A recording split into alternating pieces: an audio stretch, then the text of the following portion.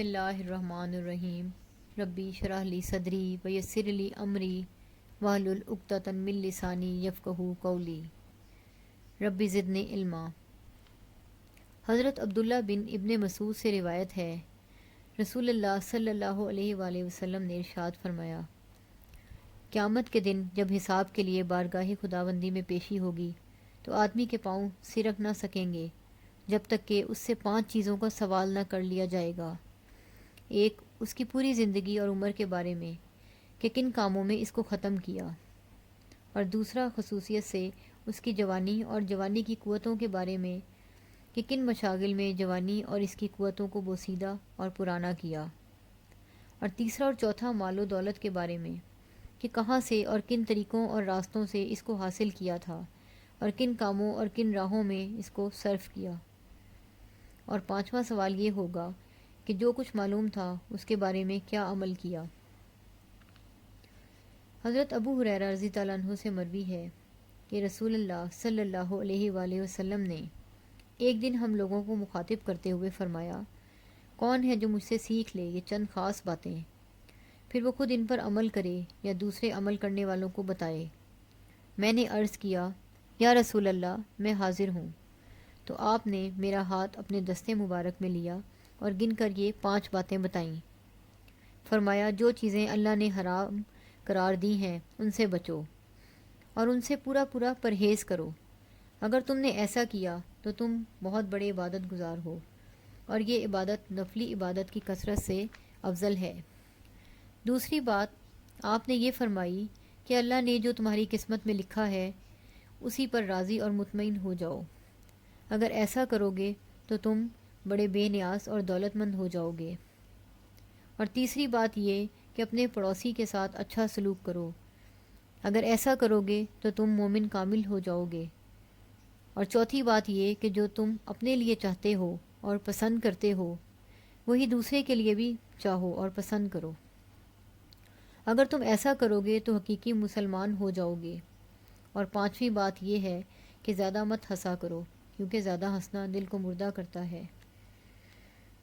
حضرت ابو ذر غفاری رضی اللہ عنہ سے مروی ہے، انہوں نے فرمایا، مجھے میرے محبوب دوست صلی اللہ علیہ وآلہ وسلم نے 7 باتوں کا خاص طور پر حکم فرمایا ہے۔ مجھے آپ نے حکم فرمایا ہے مساکین اور غربا سے محبت رکھنے کا اور ان سے قریب رہنے کا۔ آپ نے حکم فرمایا ہے کہ دنیا میں ان لوگوں پر نظر رکھو جو مجھ سے نچلے درجے کے ہیں، یعنی جن کے پاس دنیا کی چیزیں اور سامان مجھ سے کم ہے، اور ان لوگوں پر نظر نہ کروں جو مجھ سے اوپر کے درجے کے ہیں، یعنی جن کے پاس ہم سے زیادہ سامان ہے۔ اور بعض دوسری احادیث میں ہے کہ ایسا کرنے سے بندے میں صبر و شکر کی صفت پیدا ہوتی ہے، اور یہ ظاہر بھی ہے۔ آگے حضرت ابو ذر فرماتے ہیں کہ اور مجھے آپ نے حکم دیا ہے کہ میں اپنے اہل قرابت کے ساتھ صلہ رحمی کروں اور قرابتی رشتوں کو جوڑوں، اگرچہ وہ میرے ساتھ ایسا نہ کریں۔ اور آپ نے مجھے حکم دیا ہے کہ کسی آدمی سے کوئی چیز نہ مانگوں، یعنی اپنی ہر حاجت کے لیے اللہ ہی کے سامنے ہاتھ پھیلاؤں اور اس کے سوا کسی کے در کا سائل نہ بنوں۔ آپ نے مجھے حکم فرمایا کہ میں ہر موقع پر حق بات کہوں، اگرچہ وہ لوگوں کے لیے کڑوی ہو اور ان کی خواہشات اور اغراض کے خلاف ہونے کی وجہ سے انہیں بری لگے۔ اور آپ نے مجھے فرمایا کہ میں اللہ کے راستے میں کسی ملامت کرنے والے کو ملامت سے نہ ڈروں، یعنی دنیا والے اگرچہ مجھے برا کہیں لیکن میں وہی کہوں اور وہی کروں جو اللہ کا حکم ہو اور جس سے اللہ راضی ہو، اور کسی کو برا بھلا کہنے کی منطق پرواہ نہ کروں۔ اور آپ نے مجھے حکم فرمایا کہ میں کلمہ لا حول ولا قوت الا باللہ کثرت سے پڑھا کروں، کیونکہ یہ سب باتیں اس خزانے سے ہیں جو عرش کے نیچے ہے، یعنی یہ اس خزانے کی قیمتی جواہرات ہیں جو عرش الہی کے نیچے ہیں، اور جن کو اللہ ہی جن بندوں کو چاہتا ہے عطا فرماتا ہے، کسی اور کو وہاں تک دسترس نہیں۔ حضرت ابو ذر غفاری سے روایت ہے، کہتے ہیں میں ایک دن رسول اللہ صلی اللہ علیہ وآلہ وسلم کی خدمت میں حاضر ہوا۔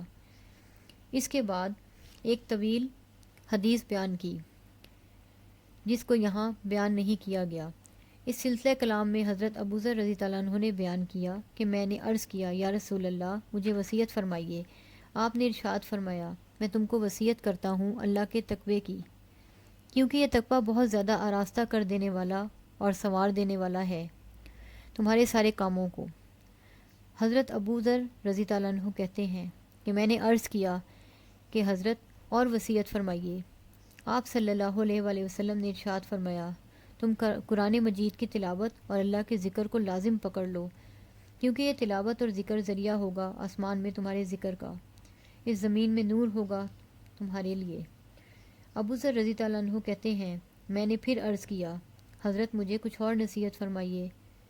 آپ صلی اللہ علیہ وآلہ وسلم نے ارشاد فرمایا، زیادہ خاموش رہنے اور کم بولنے کی عادت اختیار کرو، کیونکہ یہ عادت شیطان کو دفع کرنے والی اور دین کے معاملے میں تم کو مدد دینے والی ہے۔ ابو ذر رضی اللہ عنہ کہتے ہیں میں نے عرض کیا، مجھے اور نصیحت فرمائیے۔ آپ صلی اللہ علیہ وآلہ وسلم نے فرمایا، زیادہ ہنسنا چھوڑ دو، کیونکہ یہ عادل دل کو مردہ کر دیتی ہے اور آدمی کے چہرے کا نور اس کی وجہ سے جاتا رہتا ہے۔ میں نے عرض کیا کہ حضرت مجھے اور نصیحت فرمائیے۔ آپ صلی اللہ علیہ وآلہ وسلم نے فرمایا، ہمیشہ حق اور سچی بات کہو، اگرچہ ناخوشگوار اور کڑوی ہو۔ میں نے عرض کیا، مجھے اور نصیحت فرمائیے۔ آپ صلی اللہ علیہ وآلہ وسلم نے فرمایا، اللہ کے بارے میں کسی ملامت کرنے والے کو ملامت کی پرواہ نہ کرو۔ میں نے عرض کیا کہ حضرت مجھے اور نصیحت فرمائیے۔ آپ صلی اللہ علیہ وآلہ وسلم نے ارشاد فرمایا، تم جو کچھ اپنے نفس اور اپنی ذات کے بارے میں جانتے ہو، چاہیے کہ وہ تم کو باز رکھے دوسروں کے عیبوں کے پیچھے پڑنے سے۔ صدق اللہ العظیم۔